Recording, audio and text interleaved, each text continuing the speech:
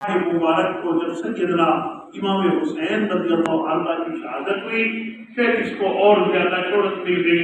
अब ये जैसे ही महीना होता है तो हर तरफ जिक्र सैयदना इमाम हुसैन शुरू हो जाता है।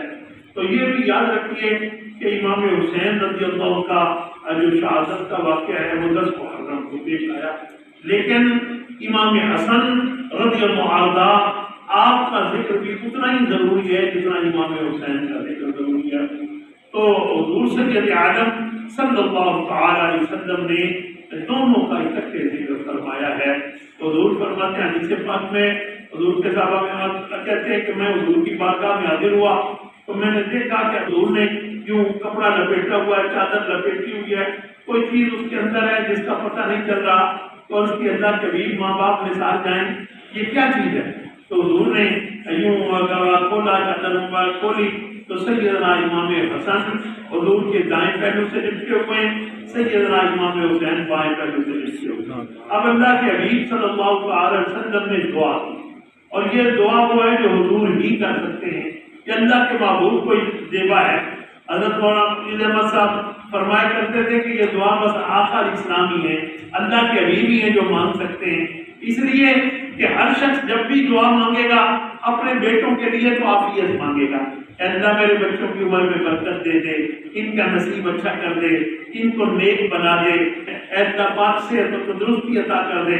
लेकिन हुजूर क्या दुआ कर रहे हैं, अल्लाह के महबूब ने दोनों नवाजों को पिल्लू में रखा और फरमाया अल्लाह मैं मुस्तफा इनसे मोहब्बत करता हूँ, अल्लाह पाक मैं हसन और हुसैन से मोहब्बत करता हूँ, तू भी इनसे मोहब्बत फरमा।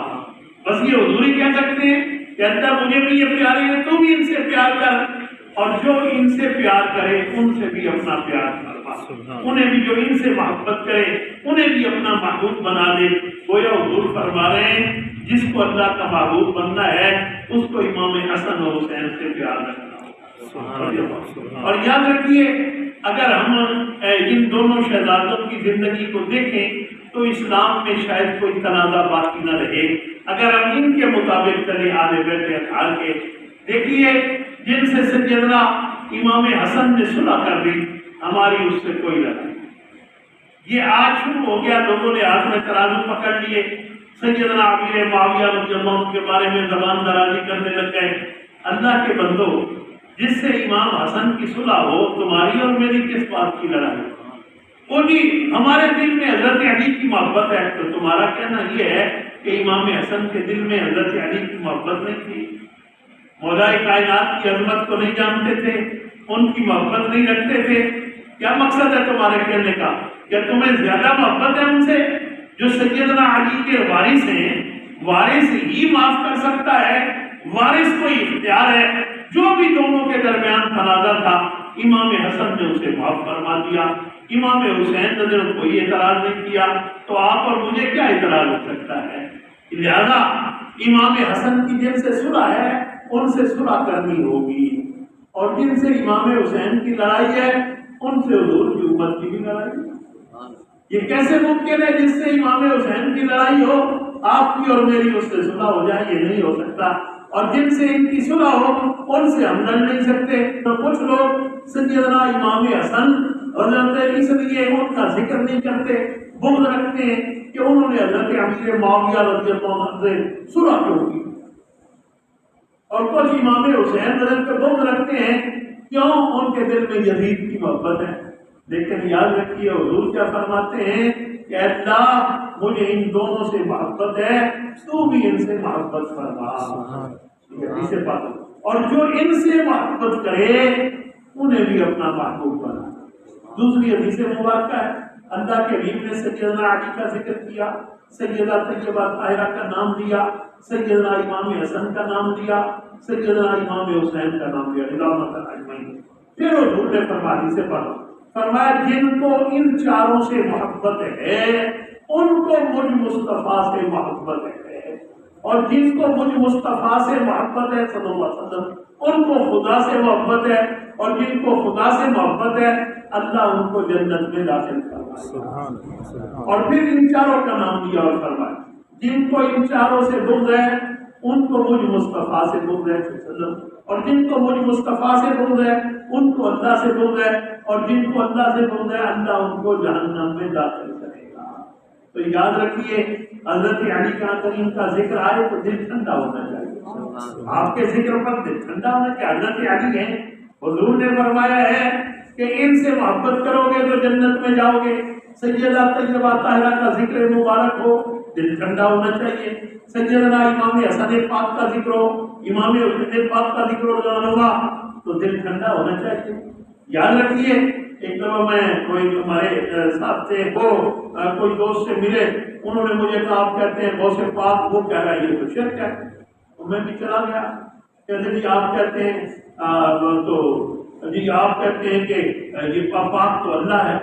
اللہ کے بندے کتنے افسر، آپ بتائیے آپ جب نماز پڑھیں آپ کے کپڑے پاک ہونے چاہیے یا نہیں؟ پاک ہونے چاہیے۔ جہاں مصلی ہے مصلی پاک ہونا چاہیے یا نہیں؟ اب مصلی پاک ہو، آپ پاک ہوں، خود بھی پاک ہونا چاہیے یا نہیں؟ ناپاکی کی حالت میں نماز غسل واجب ہے، پاک ہوگا پھر نماز پڑھے گا۔ عجیب بات ہے، آپ کہیں گے کہ میں پاک ہوں، تم پاک ہو جاؤ، کوئی حرض نہیں، غوث پاک کو پاک کہیں تو شرک ہوتا ہے۔ اللہ پاک ہے اپنی شان کے لائق، رسول پاک ہے اپنی شان کے لائق، حضور امام حسن پاک ہے، حضرت سیدنا حسین پاک ہے، حضرت علی حضور کے صحابہ پاک ہے اپنی اپنی شان کے لائق، حضور سیدنا عبد القادر جیلانی پاک ہے اپنی شان کے لائق، آپ اور میں اپنی حیثیت سے پاک ہیں۔ پاک سبھی ہیں لیکن درجے سب کے الگ الگ ہیں۔ اللہ خالق و مالک ہے، وہ اپنی طاقت سے خود پاک ہے، اللہ نے اپنے محبوب کو اپنے کرم سے ہمیشہ کے لیے پاک رکھا ہے۔ حضور اور سیدہ طیبہ طاہرہ ایسی پاک اور مطہر ہیں کہ خواتین کو جو عارضہ ہر مہینے ہوتا ہے محدثین نے لکھا، سیدہ طیبہ کو وہ بھی نہیں لکھا۔ اللہ نے حالانکہ دنیاوی طور پر اگر عارضہ نہ ہو تو کہتے ہیں اولاد نہیں ہو سکتی، اللہ نے اولاد بھی دی اور اس عارضے سے بھی پاک رکھا۔ آپ ہمیشہ پاک حالت میں نہیں، حالانکہ خواتین پر جب یہ دن آتے ہیں 3 دن 5 7 یا 10 دن ناپاکی کی عادت ہوتی ہے، نماز پاک ہوتی ہے۔ محدثین نے کہا سیدہ طیبہ بتایا پر یہ دن ایک بھی نہیں آیا۔ تو یہ اللہ نے جس کو جو عظمت عطا کی ہے اس کو ماننا چاہیے، اور یہی مومن مسلمان کی علامت ہے، یہی محبت ہے، اسی کا نام محبت ہے کہ سیدنا صدیق اکبر کو اللہ کے محبوب نے امت میں فضیلت دی، اس کو ماننا چاہیے۔ سیدنا امیر عمر ان کے بعد اس کو ماننا چاہیے۔ پھر محدثین نے کہا عثمان غنی ہے، پھر مولا کائنات ہے، سب کو عظمتیں حاصل ہیں، لیکن جس ترتیب سے خلافت ہے اسی ترتیب سے حضور کے بعد ان کا مقام و مرتبہ ہے۔ حضور کی ساری امت پر حضرت علی کو فضیلت ہے، پھر ان پر حضرت عثمان غنی کو، پھر حضرت امیر عمر کو، پھر سیدنا صدیق اکبر اللہ اجمعین، اور پھر اہل سنت کا عقیدہ یہ ہے، اکثر علماء اس پر متفق ہیں کہ ان 4 کے بعد پھر امام حسن کو فضیلت حاصل ہے، پھر سیدنا امام حسین کو فضیلت حاصل ہے، پھر حضور کے سارے صحابہ، اور صحابہ میں سب سے پہلے یعنی فضیلت کے درجے ہم اوپر کو گریں تو پہلے نمبر پر حضرت واشی ہیں رضی اللہ عنہ، اور اگر ہم اوپر سے درجے کو نیچے لائیں تو آخری درجے پر حضرت واشی ہیں، یہ حضور کے صحابی ہیں، اور تابعین میں جتنے کوئی ولی ہیں سب پر ان کو فضیلت حاصل ہے، سب پر ان کو کیوں حضور کے صحابی ہیں، لیکن ان کی کیفیت یہ ہے کہ جب اللہ کے حبیب کے سامنے آتے ہیں حضور فرماتے ہیں میرے سامنے نہ آیا کرو، تمہیں دیکھ کر مجھے چچا حمزہ یاد آ جاتے ہیں۔ تو یہ اکثر حضور کا سامنا، اور محدثین نے یہ بھی لکھا کبھی حضور تشریف فرما یہ بیٹھا ہوتے حضور اچانک سے جلوہ گر ہو جاتے تو یہ اتنا اپنا چہرہ جو ہے زمین سے لگا لیتے، ناک زمین سے چھونے لگتا، اور جب تک حضور جلوہ گر رہتے یہ چہرہ نہیں اٹھاتے تھے۔ اللہ کے حبیب تشریف فرما حضور کھڑے ہوئے، حضور روانہ ہوئے تو یہ چہرہ اٹھاتے۔ یہ حضور کی ساری امت پر فضیلت رکھتے ہیں، لیکن حضور کے سارے صحابہ ان پر فضیلت رکھتے ہیں۔ یہ فضیلت اللہ کے رسول نے عطا کی ہے، اس پر کسی کا کوئی جھگڑا ہی نہیں ہے، اور یہ ایمان کی علامت ہے۔ لیکن امام حسن و حسین رضی اللہ عنہ کی محبت میں عرض کر رہا تھا، حضور نے فرمایا اے اللہ مجھے ان دونوں سے محبت ہے، تو بھی ان سے محبت فرما، اور جو ان سے محبت کرے ان کو بھی اپنا محبوب بنا۔ اور پھر ان چاروں کا نام لے کر فرمایا کہ جن کو ان سے محبت ہے ان کو مجھ مصطفیٰ سے محبت ہے۔ حضرت علی کا بغض ہے، کہتا میں رسول اللہ سے محبت کرتا ہوں، جھوٹا ہے۔ حضور نے فرمایا مجھ سے اسی کو محبت ہے جس کو علی سے محبت ہے، مجھ سے اسی کو محبت ہے جس کو سیدہ طیبہ سے محبت ہے، مجھ کو اس سے محبت ہے جس کو حضرت حسین سے محبت ہے، جن کو ان کا بغض ہے ان کو محبت حضور سے بھی نہیں ہے۔ اور حضور نے فرمایا یہ نہ سمجھے کہ امام حسین کی محبت نہیں ہے اس کو اللہ سے بھی محبت نہیں ہے، اللہ کا محبوب بھی وہی ہے جن کو ان سے محبت ہے۔ یہ اس حدیث پاک دونوں کا یہ مفہوم ہے۔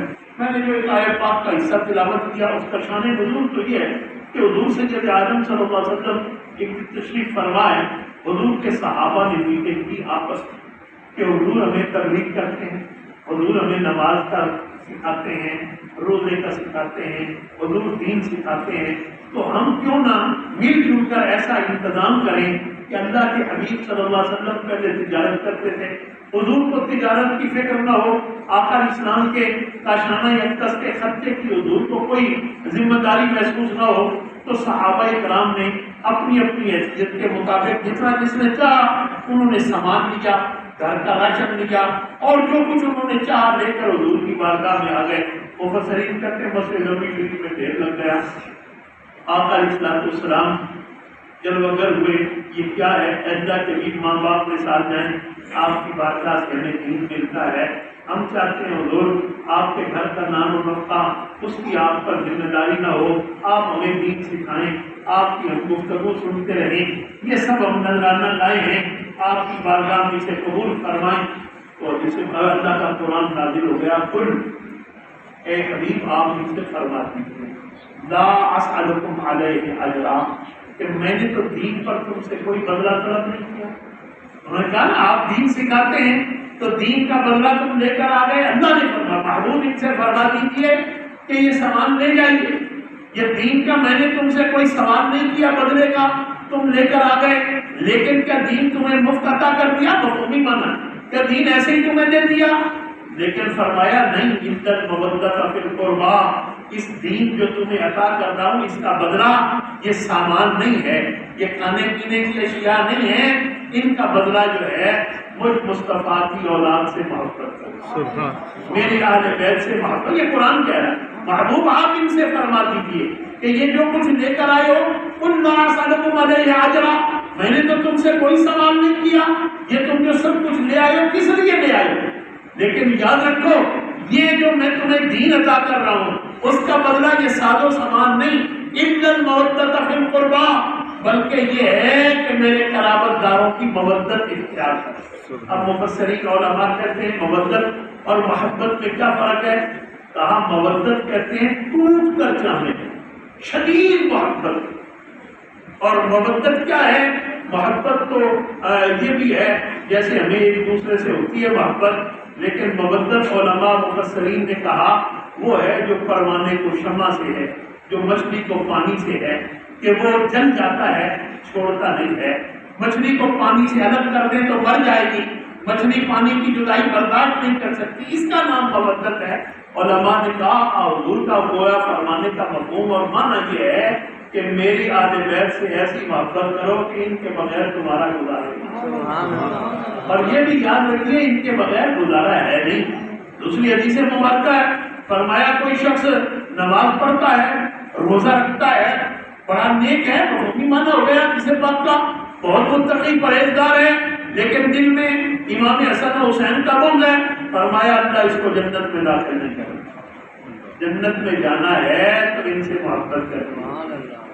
اور حضور کے صحابہ ان کا کتنا لحاظ کرتے، حدیث پاک میں کرنے لکھا، حدیث پاک وہ کہ ایک دن سیدنا امام حسین رضی اللہ عنہ جنازہ پڑھا کر واپس آ رہے تھے، تو کچھ سفر ہوگا، تھکاوٹ محسوس ہوئی تو راستے میں بیٹھ گئے، کچے راستے ہوتے تھے، فرما ہوئے آرام کی غرض سے تھوڑا تشریف فرما ہوئے سیدنا ابو ہریرہ صاحب ہیں، حضور کے جلیل القدر صحابی ہیں، اور حضور نے ان کو کیا عطا فرمایا، حدیث مبارکہ میں حضور ان پر بڑی میں ایک دن حاضر ہو گئے، اللہ کے حبیب ماں باپ میں ساتھ جائیں، باتیں سنتا ہوں یاد نہیں رہتی، آپ کی حدیثیں سنتا ہوں یاد نہیں رہتی، بھول جاتی۔ آقا علیہ السلام نے فرمایا ابو ہریرہ چادر بچھا دی، حضور نے ایسے ایک پڑھا اور اب ڈال دی چادر مبارک، پھر پرت ڈال دی، پھر فرمایا اس کو اپنے لپیٹ لو، اور لپیٹی، اب جناب اس کو سر پر سینے پر لپیٹا۔ ابو ہریرہ کہتے ہیں ایسا ہوا کہ وہ دن گیا، آج کا دن جو کچھ پوچھتا ہوں مجھے یاد ہو جاتا ہے، بولتے ہیں یعنی حضور چاہیں تو حوضہ بھی عطا کرے۔ یہ اللہ نے محبوب کو اختیار دیا، محبوب جس کو چاہے حوضہ بھی عطا کر دے۔ حضور کی عطا کا عالم یہ ہے، ایک دن ایک صحابی سے اللہ کے حبیب نے گھوڑا عطا کیا، فرمایا جاؤ فلاں کام کرو۔ وہ کہنا اللہ کے حبیب میں تو گھوڑ سواری نہیں کر سکتا، میرا تو دل کمزور ہے، گھوڑے پر بیٹھ ہی نہیں سکتا۔ اللہ کے محبوب صلی اللہ علیہ وسلم نے حضور کے صحابہ کرتے ہیں، مطلب دیکھتے ہیں یوں سینے پر حضور نے دست مبارک مارا، فرمایا چڑھ جاؤ گھوڑے پر۔ صحابہ کہتے ہیں کہ بس وہ دست مبارک کا لگنا تھا کہ سر بس گھوڑے سے بھی اب کوئی خوف نہیں۔ حضور چاہیں تو دلیری عطا فرمائیں، یہ اللہ کے حبیب ہے، چاہیں تو نکلی ہوئی آنکھ قطادہ کو عطا کر دیں۔ یہ اللہ نے اختیار دیے محبوب کو کہ محبوب چاہے تو عطا فرما دے، جس کو چاہے امان دے دے۔ اللہ کے محبوب کے اختیار کا عالم یہ ہے۔ عربی آ گئے، عرض کی اللہ کے حبیب مسلمان ہونا چاہتا ہوں، نمازیں 3 پڑھوں گا۔ اب کوئی عالم چاہے کتنا بڑا محدث مفتی ہو، وہ کسی کو کہے تجھ پر 3 نمازیں فرض ہیں اور 2 تو چھوڑ دے، تجھے معاف ہو گئی، تو اس کا ایمان کہاں کا کہاں گیا؟ اس کا تو جو ہوگا، اس لیے کہ یہ اختیار صرف اللہ نے محبوب کو عطا کیا۔ اب کی کہ میں 3 پڑھوں گا، حضور نے فرمایا تو نمازیں 3 پڑھا کر مسلمان ہو جا۔ اور تمام محدث متفق ہیں کہ حضور کی ساری امت پر نمازیں 5 فرض ہیں، جس کو حضور نے 3 کہا تھا اس پر 3 ہی فرض کیا، 5 پڑھے اس کی مرضی ہے، فرض وہی 3 ہے۔ کیوں؟ رسول اللہ نے 3 فرض کر دی۔ تو یہ اللہ کے حبیب ہیں، حضور سید عالم ہے صلی اللہ علیہ وسلم، تو اللہ کے حبیب ہیں۔ ابو ہریرہ رضی اللہ عنہ کو حوضہ عطا کر رہے ہیں۔ ابو ہریرہ بزرگ صحابہ میں، جیسے ہی حضرت امام حسین تشریف فرما ہوئے، جلدی سے اپنا کپڑا اتارا اور حضرت امام حسین کے پاؤں سے مٹی صاف کر دی۔ حضرت امام حسین میں محدثین نے لکھا، کہا چچا جان آپ یہ کیا کر رہے ہیں؟ حسین تم وہ ہو جن سے رسول اللہ محبت کرتے۔ ابو ہریرہ کیوں محبت نہ کرے؟ یہ محبت کے انداز۔ ایک دن سیدنا امام حسین آ رہے ہیں اور حضرت سیدنا صدیق اکبر سامنے سے آ گئے، حدیث پاک میں بعض دعا کر دیے اور یہ کہتے ہوئے آپ کو سینے سے لگایا کہ اے بہن تجھ پر ابو بکر کے ماں باپ نثار ہیں۔ تو یہ کیا ہے؟ یہ محبت ہے۔ اور حضور نے بھی یہی فرمایا کہ اپنی اولاد کو 3 چیزیں سکھاؤ، ایک مجھ مصطفیٰ کی محبت، ایک میری آل کی محبت اور تیسرا تلاوت قرآن پاک۔ یاد رکھیے آل بیت کے تعلق اب یہی قرآن کہہ رہا ہے، وہی بات جو حضور کی حدیث میں قرآن نے بھی یہی کہا کہ حبیب ان سے فرما دیجئے کہ یہ جو کچھ آپ لائے ہیں یہ دین کا بدلہ نہیں ہے، دین کا بدلہ تو میرے قرابت داروں سے مودت ہے، شدید محبت ہے، ان سے ٹوٹ کر محبت کرو، ٹوٹ کر ان کو چاہو، یہ دین کا بدلہ ہے۔ اب اگر ہمارے مفتی منظور سعیدی رحمۃ اللہ علیہ رحماتے کہ اگر اس کا ہم عدل میں مفہومی معنی لیں تو یہ ہوگا کہ کوئی شخص آیا، اس نے مثال طور میں برتن بیچتا ہوں، اس نے مجھ سے ایک جگ لیا شیشے کا، اس کا 500 روپے بدلا طے ہوا، قیمت بھی بدلا ہوتی ہے نا۔ اب جب تک وہ 500 نہ دے اس جگ کا مالک نہیں ہو سکتا، کیوں؟ اس کا بدلہ 500 ہے، اور جب تک میں اس کو جگ نہ دے دوں، اس کا جگ اس کے ملک میں نہ چلا جائے، میں 500 کا مالک نہیں ہو سکتا، کیوں؟ 500 کا بدلہ جگ ہے۔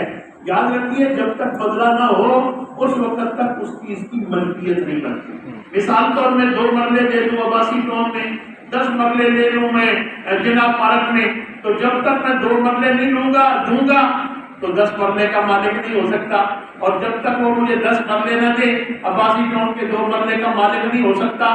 بدلہ جب تک نہ ہو چیز کی ملکیت، اگر اب اس طرح ہم لیں تو مانا یہ ہوگا کہ دین کا بدلہ حضور کی آل بیت کی محبت ہے۔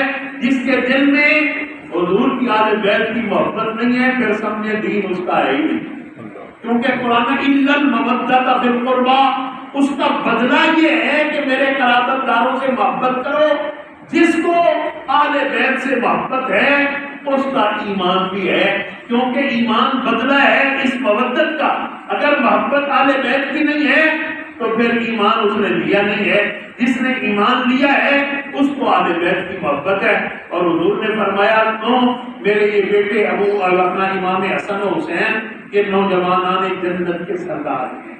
تو محدثین نے اس کا علماء نے مفہوم مانا بیان کہ جو 40 سال تک کے جوانی کی حالت میں فوت ہوں گے، بچے سے 40 سال تک، جنت میں تو سب جوان ہوں گے لیکن جو دنیا میں 40 سال تک جنت میں داخل کیے جانے والے مومن مسلمان ہوں گے، ان سب کی سرداری سیدنا امام حسن و حسین کے پاس۔ اور جو 40 سال سے جتنی بھی اللہ نے عمر رکھی مومن مسلمان کی، وہ ایمان پر فوت ہوئے جنت میں داخل کیے جائیں گے، ان سب کی سرداری حضور نے فرمایا ابو بکر و عمر کے پاس ہوگی۔ تو پتہ چلا جو ابو بکر کا دشمن ہے، موذی ہے، جنت میں جا سکتا ہے۔ یہاں تو یہ حال تھا جو مفتی سے مخالف ہوتا وہ اس کو اپنے علاقے سے نکال دیتا۔ تو یہ تو اللہ کی جنت ہے، اتنا اندھیر نہیں ہے کہ سیدنا صدیق اکبر کا موذی ہو جنت میں، امیر عمر کا موذی ہو جنت میں، امام حسن کا موذی ہو جنت میں، امام حسین کا موذی ہو جنت میں۔ سرداروں کا مخالف جنت میں نہیں آئے گا، سردار کے ساتھ وہی رہ سکتا ہے جو سردار کا حامی ہو۔ تو پتہ چلا حضور کے صحابہ ہو یا حضور کی آل بیت ہو، جس کو بھی جنت میں جانا ہے ان سے محبت کرنی ہوگی۔ اب ایک تو چاروں کا تو نام حضور نے دے دیا، ایک رہ گئے وہ حضرت عثمان غنی ہے رضی اللہ عنہ، ان کے لیے حدیث پاک میں ہے ایک دن ایک جنازہ لایا گیا، اللہ کے حبیب جنازہ پڑھائیے، مومن مسلمان تو گیا، فرمایا اس کا جنازہ میں مصطفیٰ نہیں پڑھاؤں گا، حدیث پاک ہے۔ عرض کی اللہ کے بھی ماں باپ مثال کے کیوں نہیں پڑھائیں گے؟ فرمایا اس کے دل میں میرے عثمان کا بغض تھا، جس کے دل میں عثمان کا بغض ہے مصطفیٰ اس کا جنازہ نہیں پڑھا۔ تو یاد رکھیے یہ جس کے دل میں ان کا بغض ہو اور جو تبرے کرے، وہ تو صرف بغض رکھتے تھے، کسی بات پر ان کو رنجش ہوگی، اور جو تبرہ کرے، یاد رکھیے اگر جنت میں جانا ہے تو ان سے محبت کرنی ہوگی، اس کے بغیر کوئی چارہ نہیں ہے۔ پھر حدیث پاک سن لیجیے، سیدنا علی کریم کی، سیدنا طیبہ طاہرہ حضرت امام حسن حسین اجمعین، حضور نے چاروں کا نام لے کر فرمایا کہ جن کو ان چاروں سے محبت ہے ان کو مجھ مصطفیٰ سے محبت ہے۔ ان میں سے ایک کا بھی بغض ہے تو حضور کی محبت نہیں ہے۔ حضور نے چاروں کا نام لیا، برابر لیا، چاروں کی محبت ضروری ہے، یہ ایمان ہے۔ فرمایا جن کو ان چاروں سے محبت ہے ان کو مجھ مصطفیٰ سے محبت ہے، اور جن کو مجھ مصطفیٰ سے محبت ہے ان کو اللہ سے محبت ہے، جن کو اللہ سے محبت ہے اللہ ان کو جنت میں داخل کرے۔ پھر چاروں کا نام لے کر کہا کہ جن کو ان چاروں سے بغض ہے ان کو مجھ مصطفیٰ سے بغض ہے صلی اللہ علیہ وسلم، اور جن کو مجھ مصطفیٰ صلی اللہ علیہ وسلم سے بغض ہے ان کو اللہ سے بغض ہے، اور جن کو اللہ سے بغض ہے اللہ ان کو جہنم میں داخل کرے گا۔ لہذا یہ وہ ہیں ہستیاں جن کی محبت ایمان ہے اور ضروری ہے۔